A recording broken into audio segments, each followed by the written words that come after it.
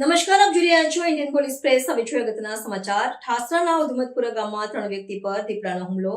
3 ઈજાગ્રસ્તોને સારવાર અર્થે હોસ્પિટલમાં ખસેડાયા. ખેડા જિલ્લાના ઠાસરા તાલુકાના ઉધમતપુરા ગામમાં દીપડો દેખાતા ભારે દોડધામ મચી જવા પામી છે. દીપડાના અચાનક ગામમાં પ્રવેશથી સમગ્ર ગ્રામ્ય વિસ્તારમાં ભયનો માહોલ સર્જાયો હતો અને લોકોમાં ગભરાટ ફેલાયો હતો. આ અનિશ્ચિતતા ભરી પરિસ્થિતિના કારણે વાતાવરણ તંગ બની ગયું હતું, જેને પગલે ગ્રામજનો પોતાનો જીવ બચાવવા માટે સુરક્ષિત સ્થળો તરફ દોડી ગયા હતા. દીપડો દેખાયાની જાણ થતાં જ લોકો સ્વયં સંચાલિત રીતે સાવચેતીના ભાગરૂપે પોતાના ઘરોમાં પુરાઈ રહેવા મજબૂર બન્યા હતા. આ દોડધામ અને ગભરાટની સ્થિતિ વચ્ચે દીપડાએ 3 સ્થાનિક વ્યક્તિઓ પર હુમલો કર્યો હોવાના અહેવાલો પ્રાપ્ત થયા છે. દીપડાના આકસ્મિક હુમલાથી 3 વ્યક્તિઓ ઈજાગ્રસ્ત થયા હતા. ઘટનાની ગંભીરતાને ધ્યાનમાં લઈને તાત્કાલિક 108 એમ્બ્યુલન્સની મદદથી ઈજાગ્રસ્તોને નજીકની હોસ્પિટલમાં સારવાર અર્થે ખસેડવામાં આવ્યા હતા, જે તેમની તબીબી સારવાર ચાલી રહી છે. દીપડાના હુમલાની આ ઘટનાએ ઉધમતપુરા ગામના લોકોની ચિંતામાં વધુ વધારો કર્યો છે. આ બનાવની જાણ થતાં જ વન વિભાગની ટીમ પણ તાત્કાલિક ઘટના સ્થળે દોડી આવી હતી અને દીપડાને પકડવાની સઘન કામગીરી શરૂ કરી હતી.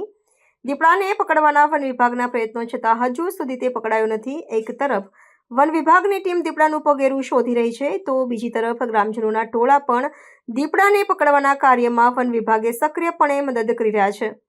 ગ્રામજનોમાં હજુ પણ ભયનો માહોલ પ્રવર્તી રહ્યો હોવા છતાં તેઓ પોતાની અને અન્યની સુરક્ષા માટે જહેમત ઉઠાવી રહ્યા છે.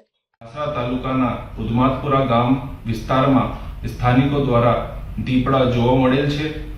આ સમયમાં હું સ્થાનિકો અને જાહેર જનતાને અપીલ કરું છું કે ગીચ વિસ્તારમાં જવાનું ટાળવું, બાળકોને એકલા મૂકવું નહીં, ઘરની આજુબાજુમાં સાફ સફાઈ રાખવી, ઘરની આજુબાજુના બાંધેલા ઢોર પાસે સૂવું નહીં, ગીચ વિસ્તારમાં ઢોર ચરાવવું જવું નહીં.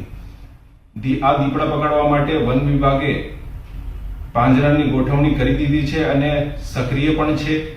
અને અંતમાં હું સ્થાનિક લોકોને અપીલ કરું છું કે જો આ દીપડા ફરીથી આ વિસ્તારમાં જોવા મળે તો તાત્કાલિક વન વિભાગને સંપર્ક કરવા વિનંતી છે.